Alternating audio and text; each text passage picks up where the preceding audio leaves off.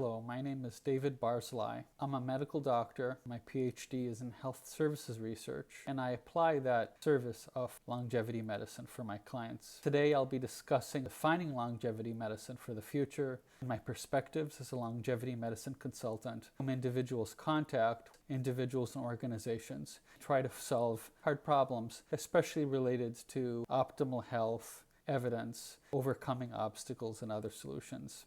Now, longevity medicine is an emerging field. My aim is to give you a glimpse of my perspective on how I feel longevity medicine should be incorporated with regard to its scope of practice. The focus will be on defining it and comparing and contrasting it with other disciplines as a framework for understanding what direction longevity medicine is headed as a nascent field at the frontier of medicine. So what is longevity medicine?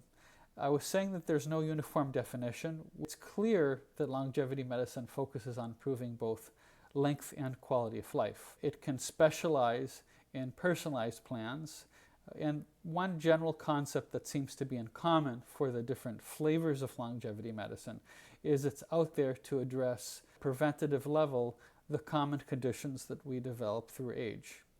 The aging process is associated with an increase in cancer, diabetes, heart disease, and overall health and functional status. So in order to do this most effectively, I feel that longevity medicine needs to incorporate a variety of different approaches. One that integrates geroscience, the aging biology that underpins the molecular changes and that lead to the functional changes and conditions we see. Clinical biogerontology at the clinician side, including gerontology, the science of it, and geriatrics, the practice, and precision and lifestyle medicine, which I will unpack for us. This is a great article you should look up if you're not familiar with the longevity medicine, upskilling the physicians of tomorrow. And this is one particular flavor.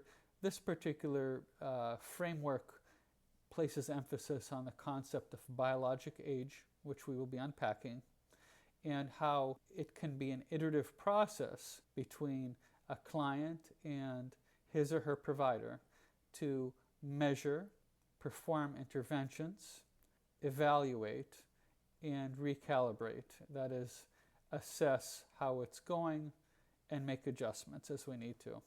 One possible definition for longevity medicine, it's advanced personalized preventative medicine powered by deep biomarkers of aging and longevity. It notes it's a fast emerging field and it encompasses rapidly evolving areas that we reviewed. Now, what then might be the aims of longevity medicine? Well, longevity medicine is focused on extending the healthy lifespan of individuals. It aims to prevent, slow, or reverse age-related decline, maintaining function and quality of life. And it integrates various scientific advances from genetics to lifestyle modifications.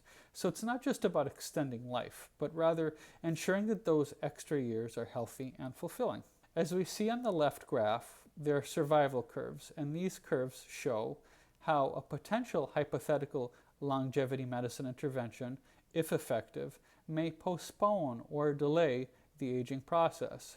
If it does so in a proportionate manner, we will see an extension not just of maximum lifespan, but median lifespan, the period at which half individuals in a population have passed.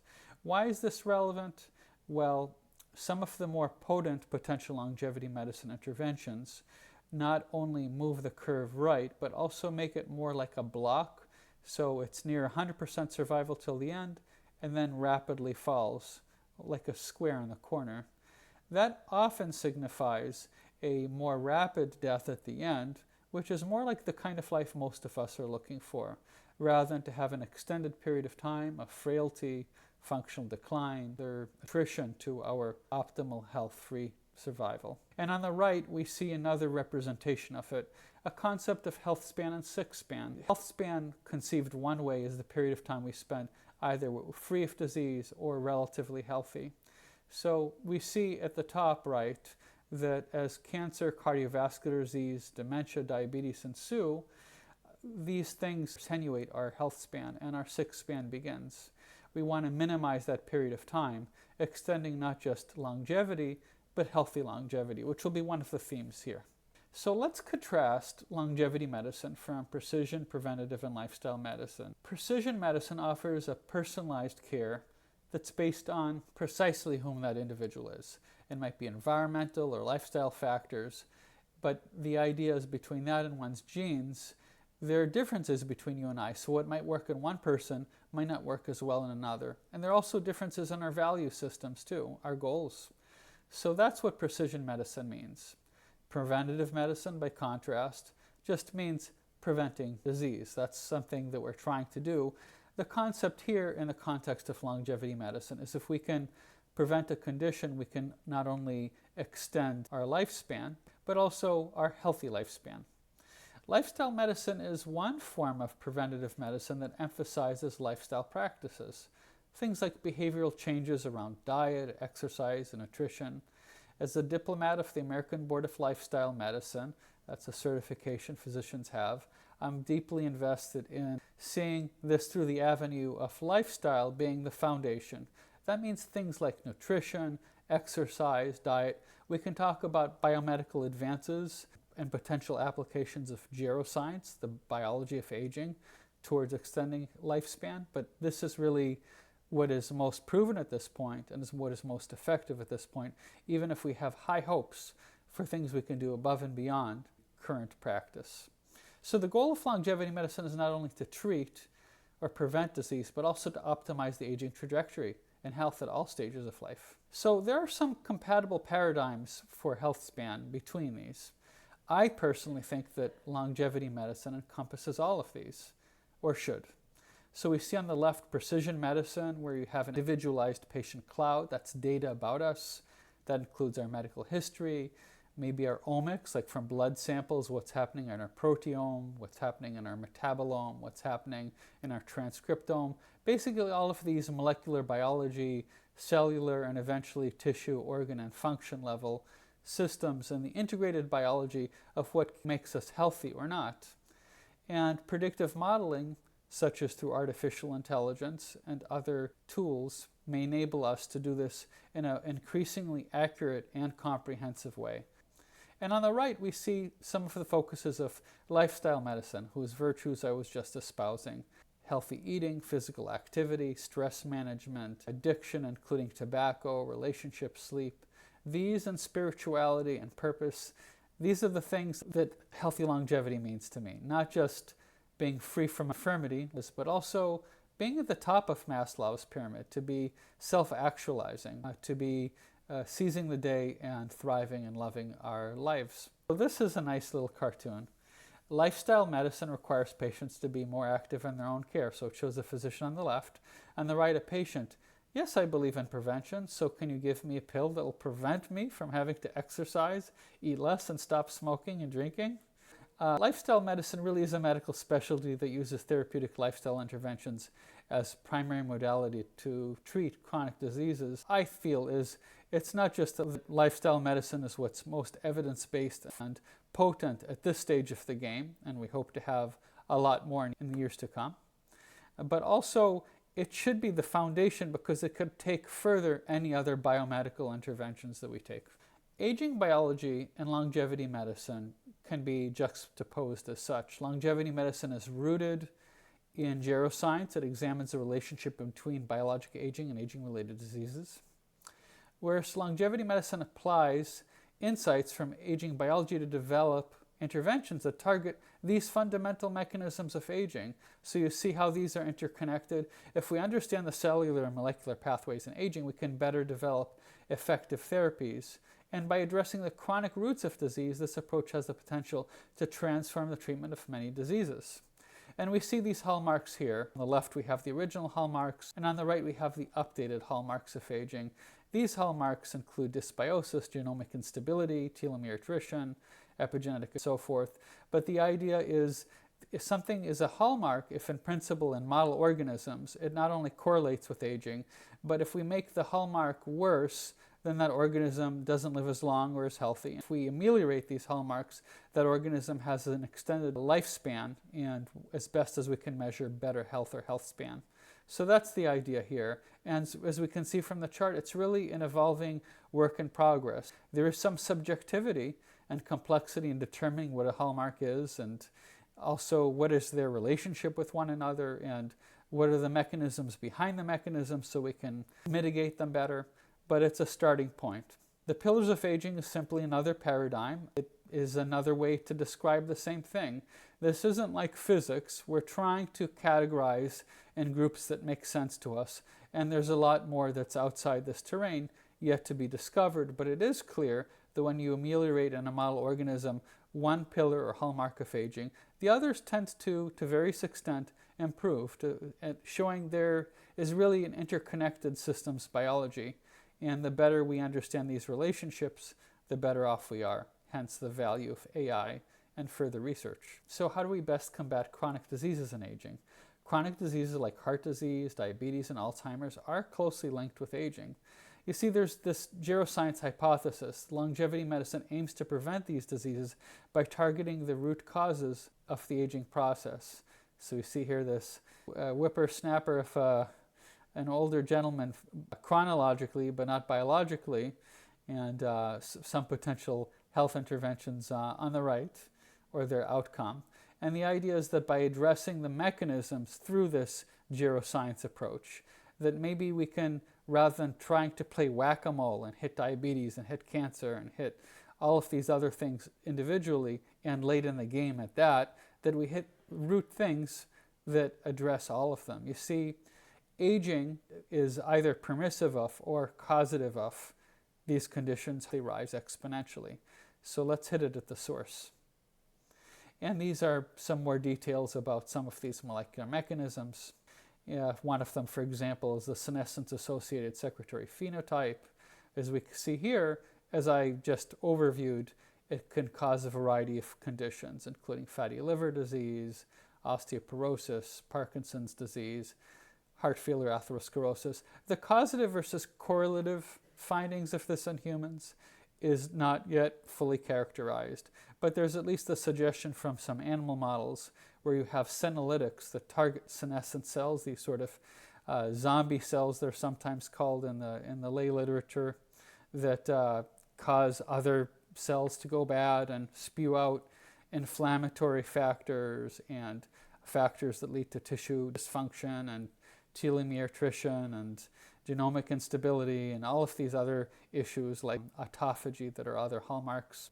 And this is another one. Mitochondrial function is a key aspect of aging. There's a mitochondrial dynamics that includes biogenesis, mitophagy, or the autophagy or recycling of mitochondria.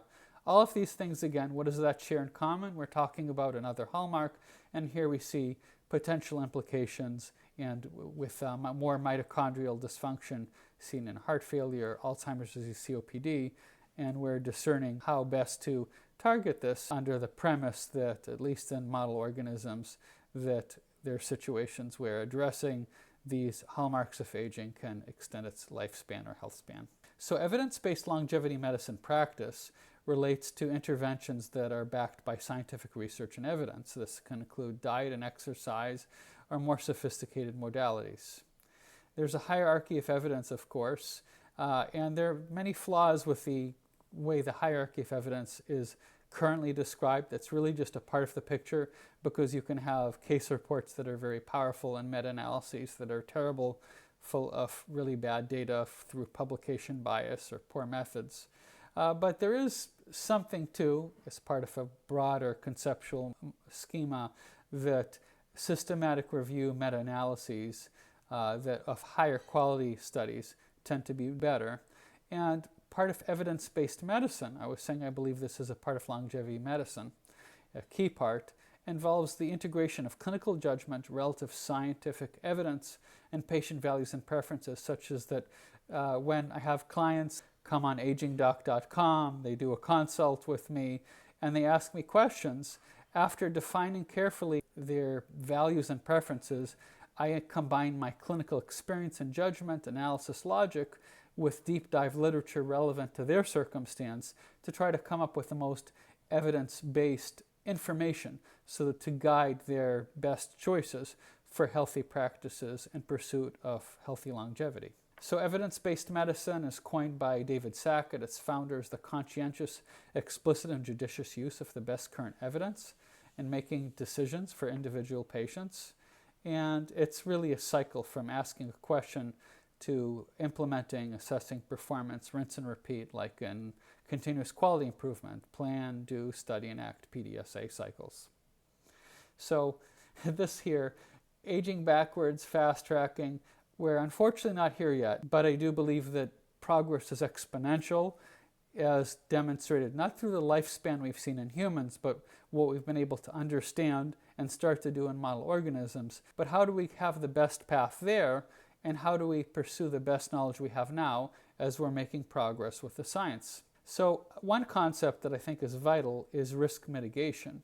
Screening for biomarkers for early signs of age-related disease, so that rather than waiting for someone to develop diabetes or even prediabetes, perhaps looking for molecular models indicating they're starting to become insulin resistant and we should intervene now. We would be able to do better for their health, and we're probably are more effective for the long run catching things earlier when we could do things better.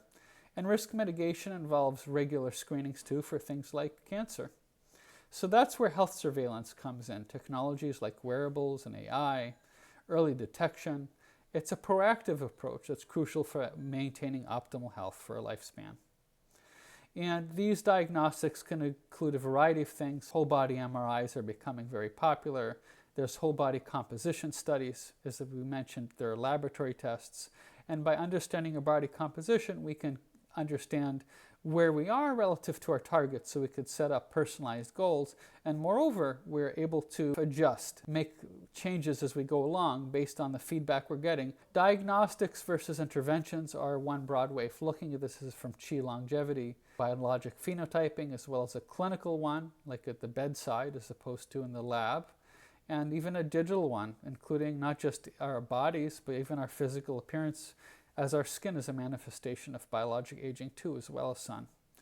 And then on the right, we can see therapeutics can include medication, supplements, lifestyle, and environmental interventions too. This is an example coming out of human longevity, where they screened people who had no symptoms, and 1.7% were found to have an early treatable cancer. This might have saved their lives, at least for a subset of them, because the longer you wait for cancer, the more likely it's incurable. Not to mention a much better quality of life if you don't wait till you start to already manifest with symptoms.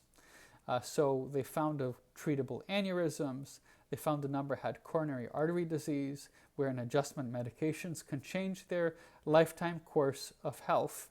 Structural heart disease that may be operable, actionable genetic mutations in 17%. And we talked about reversible prediabetes or diabetes. I can't overstate the importance of catching these conditions early. There's a statistic that if you were to cure cancer today, approximately only 3.5 or 4 years or percent, roughly, of the lifespan will be extended. Why is it that curing cancer would just lead to such a small increase in survival? Well, it's because if one thing doesn't get you, then something else will. If someone doesn't pass away from cancer, they might pass away from end-stage dementia or heart disease. So as we're looking through the lens of prevention, we want to be looking also through the lens of interventions that are able to address the underlying biology of aging, because if we address that, we're able to perhaps shift that curve right I was showing you earlier, such that health span is increased along with lifespan, and more dramatically, because we're not playing whack-a-mole and hitting everything. 80% of the major causes of death being chronic disease. AI is going to be absolutely instrumental in all of this, from biomarker development to protein design, the generation and the precision medicine, how we integrate all these different data points. And this, I think, is an important point as we close on our discussion of what longevity medicine, I believe, should be as this field unfolds. Their best practices, they should be ethical. We should be updating our practices, and so we should be basing it on the latest clinical trials. I was honored recently to be asked to be one of the founding lecturers at the Geneva College of Longevity Sciences for an executive master's in longevity science. And part of what prompted me to pursue this is when I look at longevity medicine across the field, because most of my clients come to me already having a longevity medicine practitioner team, it's really all over the map what people are doing. I'd like to have a world where there's standardization in terms of basic knowledge base, while allowing still for diversity in how we choose to run our practices, so that can be catered to the personality and preferences of both the provider and their patient. But it should be transparent. There's a clear discussion of evidence that is guided by the real data in humans and the preclinical data. I also feel that it should be interdisciplinary. I really enjoy the relationship I have with not just my clients but their teams in longevity medicine, because it really takes a village in terms of having the best comprehensive care. So just as you have cardiologists and you have neurologists of the heart and brain, you're going to have the same thing in longevity medicine. It's all on the board. So patient education is extremely powerful, and I think this should be standardized as well. Visual of how I imagine that world. Some challenges in longevity medicine is the complexity, their ethical and social implications, and how do we best assess whether these interventions are working. It is an exciting time. We just had our first international roundtable of longevity clinics at the Buck Institute. And now, just an example of a few things. This is the Geneva College of Longevity Science program. I was saying I just joined their lecturers. I also was recently a part of a panel in the Longevity Docs Mastermind. There's the Longevity Med Summit as one of the invited speakers. And what struck me was how very, very diverse but fast-moving all of the fields each of us came from. So I'm excited about this. And this slide that I conclude this sort of philosophical discussion of what I feel longevity medicine, that it is evidence-based medicine, it is precision medicine, it is preventative medicine, it's all those things and more, and looking at early functional and other biomarkers. But I picked this slide for more than one reason. You see, it's AI generated, and look at the words. Note that the words are gibberish. I think this is illustrative of how these are very exciting times and we're doing things that are never before possible, and also that we have kinks to work out, and that's a process. But if we look at the big picture, I find it exciting that we live in a day where in model organisms we can intervene in a fellow vertebrate, a mammal at that, and a rodent, and extend its life dramatically by more than 20% through a variety now of longevity interventions, including just rapamycin, which is one of the more famous, but now SGLT2 inhibitors and others. And I think this is a testimony that if we can extend their lifespan so much, so dramatically, and for some of these like rapamycin across 1 billion years of evolution from yeast, it seems we're not fundamentally made out of different matter. Time will show how it does with regard to lifespan in humans, but through that level of biologic conservation, it seems extremely promising for extending our healthy aging, our health span, and exciting other more fundamental tools are coming with potential, such as epigenetic reprogramming, where at least at the cellular level, and we've done a few experiments now at the organismal level and model organisms, we're able to revert certain aspects of epigenetic aging in those organisms with some phenotypic expression, some measures of better health.